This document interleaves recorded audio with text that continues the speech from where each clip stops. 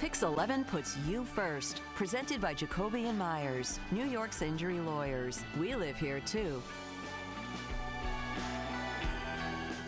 Well, listen, everyone makes mistakes. However, when a doctor, nurse, or other healthcare provider makes a mistake, the results can be devastating. And that is why we have partnered with Jacoby and Meyers, New York, to answer your medical malpractice questions. Joining us now is Andrew Finkelstein, the managing partner from Jacoby and Myers, New York. So good to see you again, Andrew. It's always my pleasure to visit.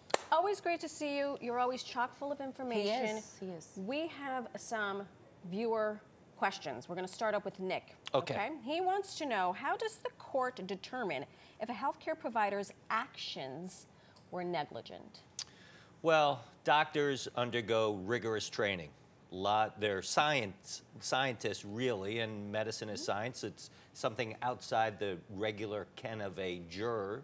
So what they are measured against are other doctors in the same community. It's called the standard of care.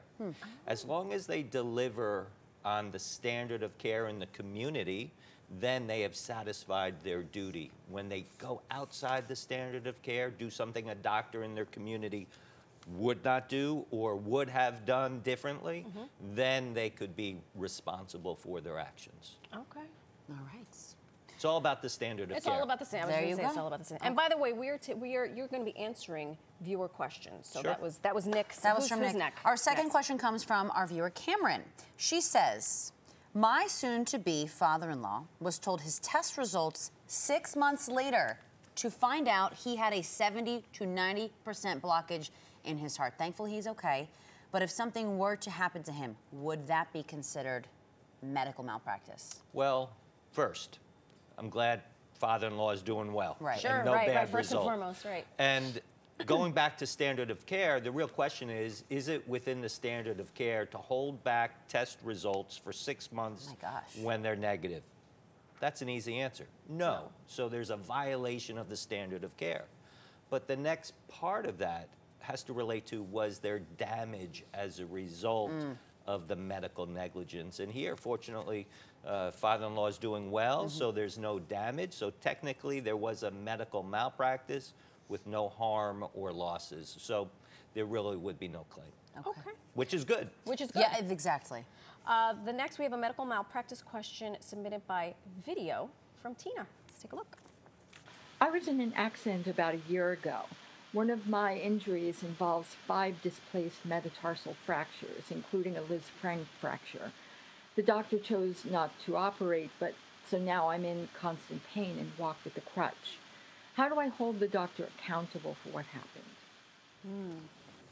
So, Tina, I'm sorry about the troubles you're going through, because a Liz fracture is really challenging to treat. People don't realize this, but 25% of the bones in your body are from the ankle down. So it again goes back to the standard of care. Would a doctor in the similar community recommend surgery? And if the answer to that is no, then the doctor's choice not to recommend surgery is not malpractice. And it really depends on the type of broken bone. They're all different kinds, and what the appropriate medical protocol would be. As long as the doctor was within that protocol, there's no malpractice. What happens is, and unfortunately Tina's struggling with a tough injury, doctors can't guarantee the results. Right. All they have to do is guarantee they will give medical care within the standard of care. But oftentimes the results aren't what we want. Well, that's a very good point you bring up. Exactly. Yes. Okay. And our last question comes from Allie. She says, who is responsible if a nurse is having an issue finding a vein to take blood, has to try multiple times, and then bruises my arm very badly?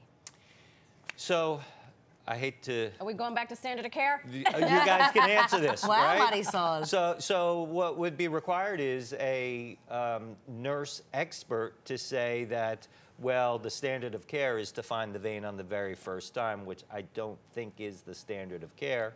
As long as they made the effort within the standard of care, there's really nothing that can be done because, again, medical providers can't guarantee the outcome.